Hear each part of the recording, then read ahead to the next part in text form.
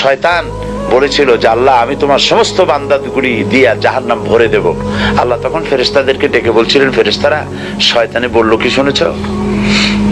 তোমরা যাও পৃথিবীতে, আমার বান্দারা শয়তানের ওয়াসওয়াসায় পড়ে যদি একটা গুনার নিয়ত করে, গুনাহটা করে নাই, গুনার নিয়ত করেছে, আমলনামায় একটা গুনাহ লিখে দিও। আমলনামায় কোনো গুনাহ লিখবা না। গুনার নিয়ত করেছে, গুনাহটা করে নাই, গুনাহ লিখবা না।